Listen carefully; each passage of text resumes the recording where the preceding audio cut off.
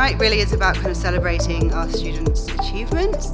They are fantastic, each and every one of them. It's an amazing celebration of all the things that are Photobook and PSC.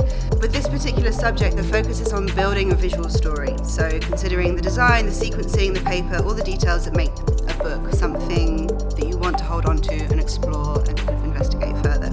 So I'm really, really proud of each one of those students. They've done such a good job in such a short amount of time to produce such a body of work. Is really quite a testament to their dedication.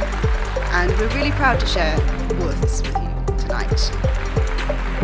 I guess that's one of these sort of key, wonderful things about books, is that books are inherently collaborative. Books make friends, and books travel in the world in completely different ways to other kind of modes of presentation.